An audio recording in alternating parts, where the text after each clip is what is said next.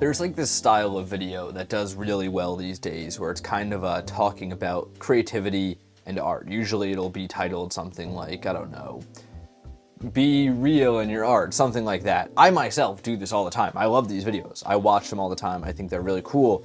But sometimes I think that I myself miss, as somebody who loves doing, looking at stuff like this, watching it, discussing it, all these things, is that beyond all the philosophizing and the directions that you can take, the activity of creating, right? Because I think it is like, it's funny the way that art and all this stuff works, right? Because it's so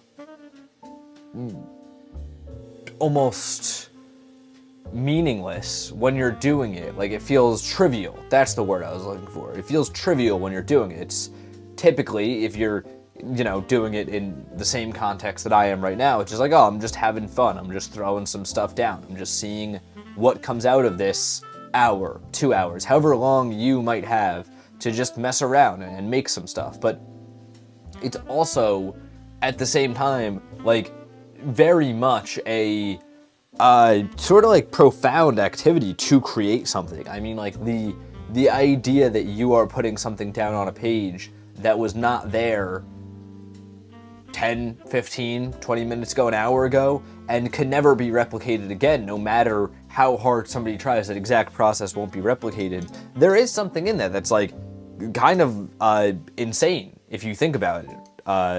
And I think that's why, like with all this philosophizing to be done when it comes to creating and when it comes to creativity, it's really easy to forget that, like, the most important part of all this is just doing.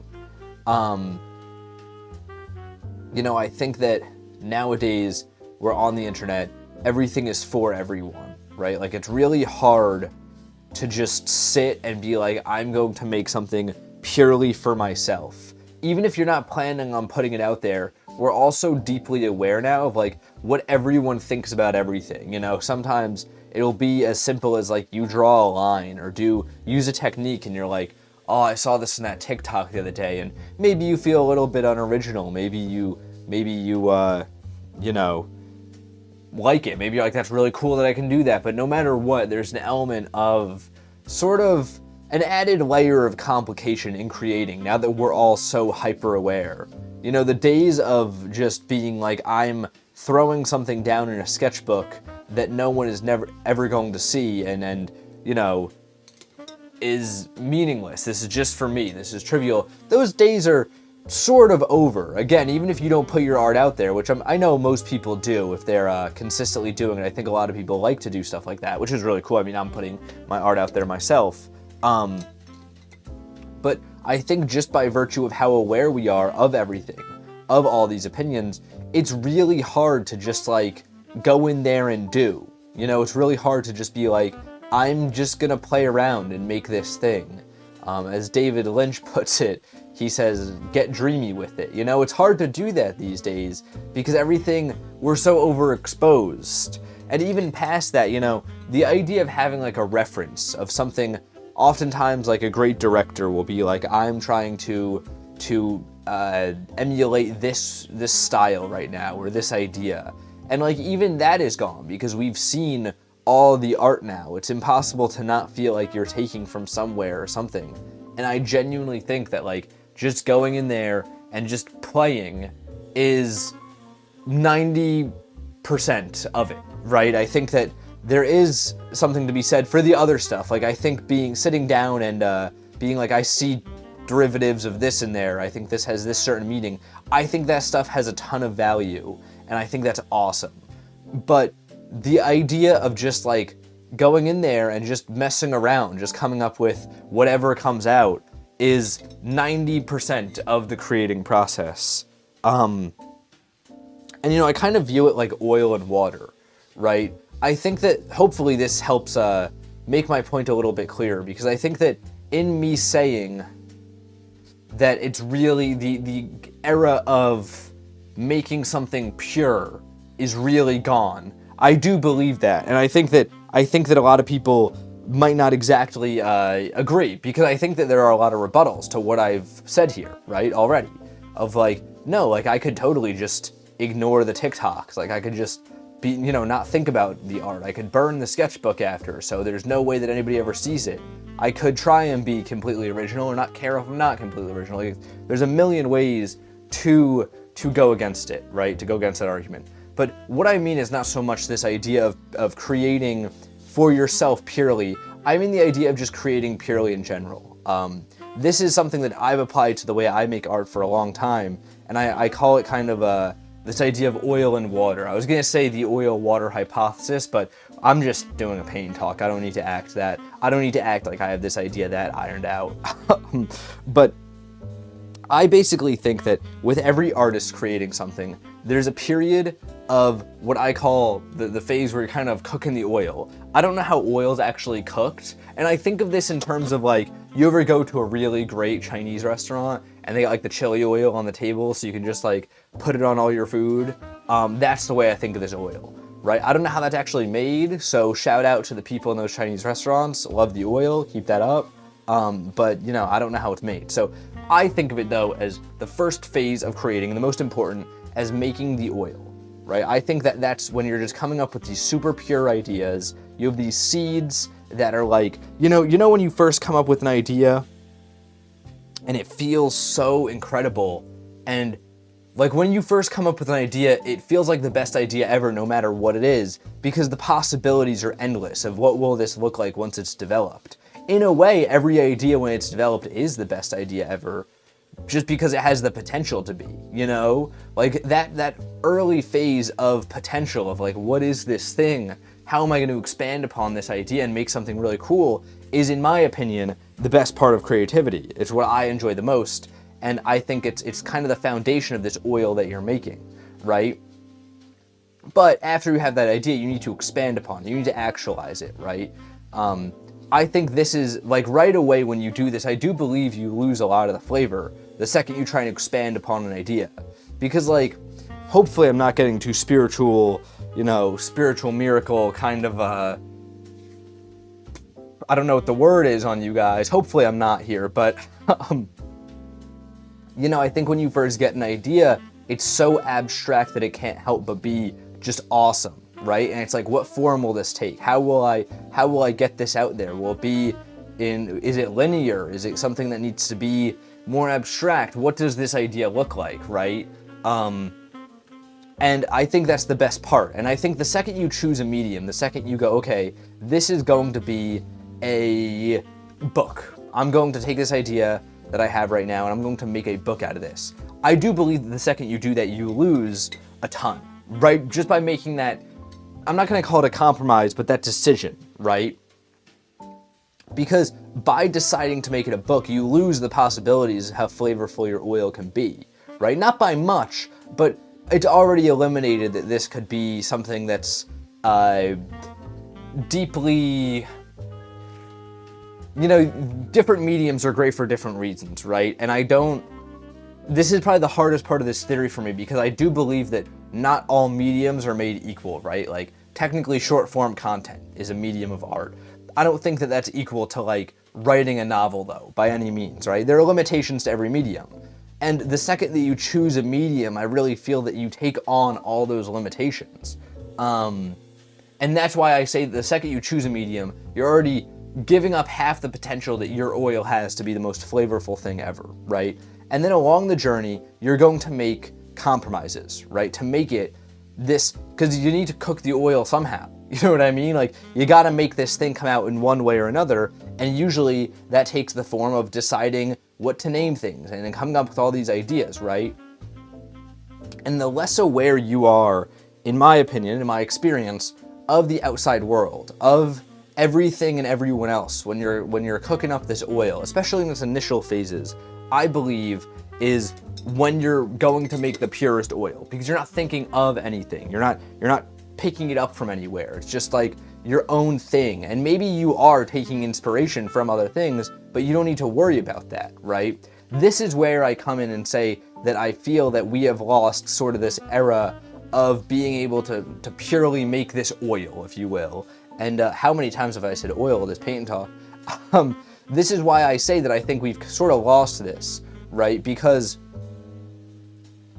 I do think that like now it is one way or another really hard to make something without being aware of the world around you. Whether that's being aware of what the reception to the type of thing you're making looks like maybe, or just being aware of like, oh, this kind of reminds me of that one thing, and then, you know, maybe you feel like you're not original, or maybe that influences you. That's where that original kind of start of this conversation comes in, is that I think that we all are a little bit too aware of the world around us now, and it makes it really hard to sort of make this oil more unique, right?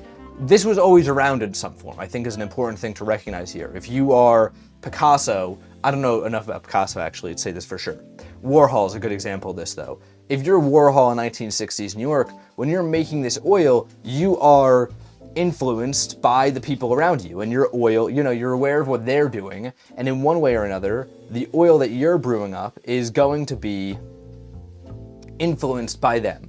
Just because, you know, you're aware, you understand what's going on around you, and because of that, you're going to make something that is somewhat, just somewhat, not 100%, but somewhat reflective of that, right?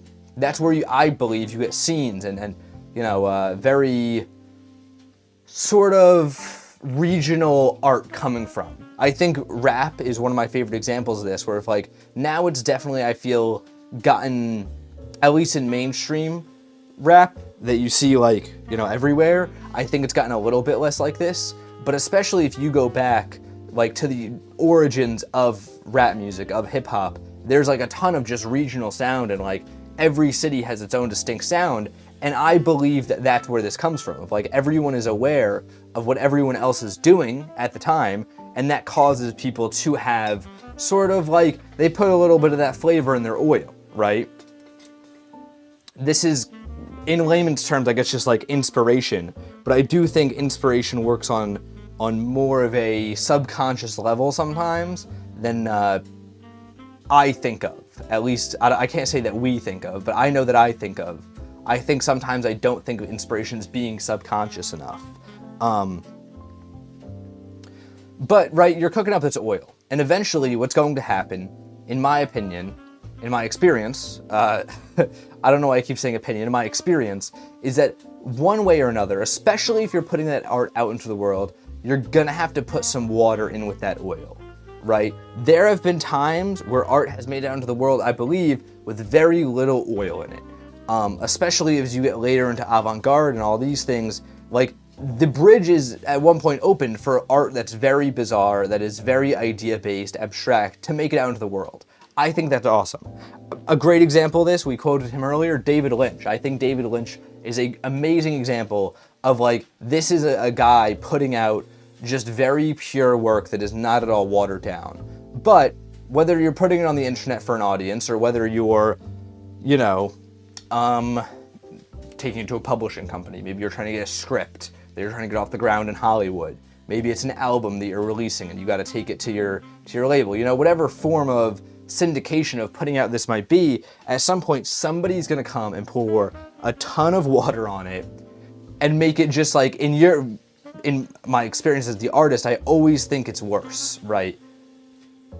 Oftentimes in my life, outside of a professional setting, I've been the editor of a lot of my stuff to put it out for YouTube or for these things. And in my experience, it's like, no matter how little water the person on the other side adds to what you made, you are going to feel like it's too much, because the oil's the best part, and you know that. As the artist who made it, you know that the oil's the best part, right? But they gotta water it down just a little bit to make it so other people can enjoy it. I think that I have mixed opinions on this, right?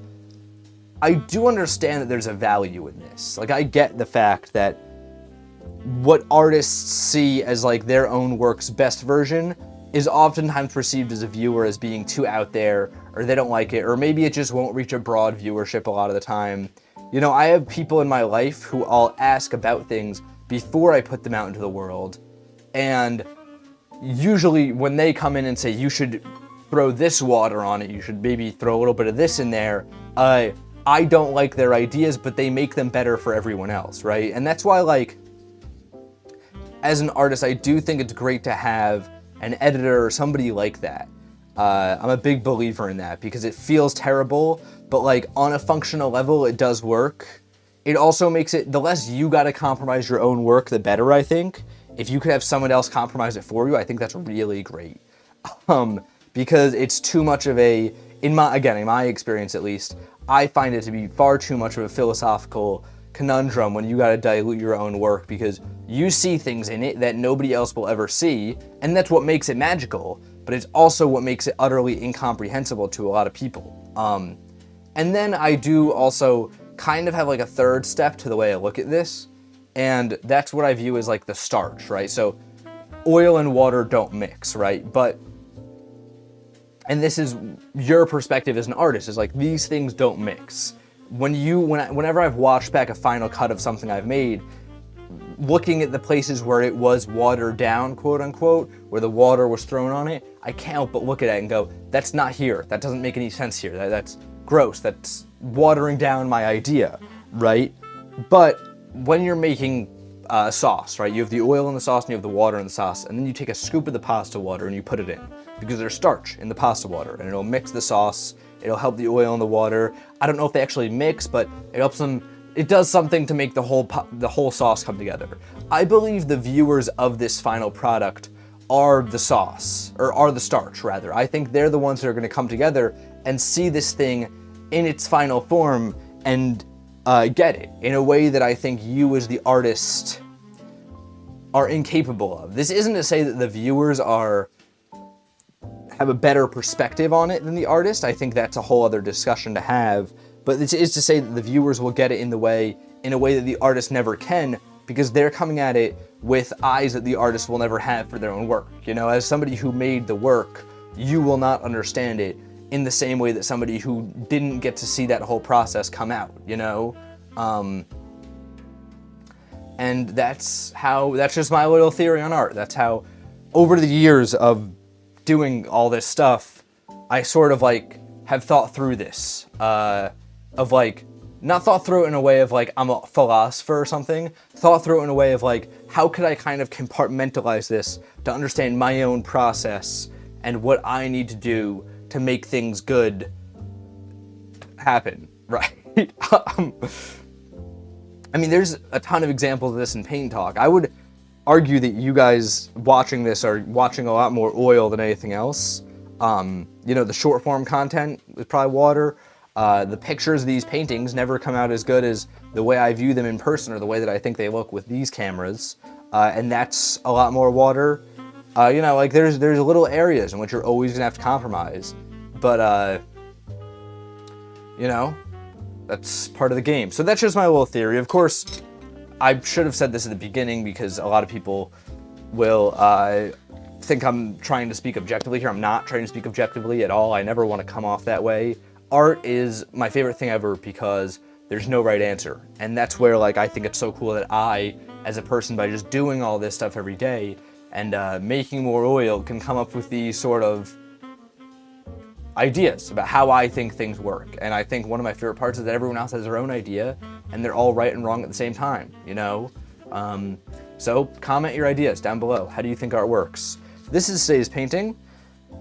Yeah, it's cool. I don't really know. I don't know what it is. I don't know why. I like it though, I think. I don't know, I just have nothing to say about this one. Go check it out over on the Instagram. Maybe I'll come up with something to say over on the Instagram. Also, not tomorrow, but in the coming days, I'm going to be using prompts that people gave me over on the Instagram to make some paint talks. So if I remember, I'll shout out the person who gave me the recommendation on Instagram. I throw a thing up on my story every now and again, being like, what do you want to see me talk about on Paint and Talk? I'm probably going to do that like once a month-ish, maybe twice a month, I don't know. So go check it out over there. And if you guys have any topics in particular, or like I want to see what the viewers, what he thinks about this stuff, go check that out. So yeah, for sure. I already said to go check this out on the Instagram. I was about to do that by reflex, but I guess we're done here. So until next time, guys, gals, and pals, my name is Max Dice. This has been Paint and Talk episode 101. That's a mouthful now. I'm here every morning painting and talking with you all. 101. I think 101 sounds better. We're gonna go with 101, okay?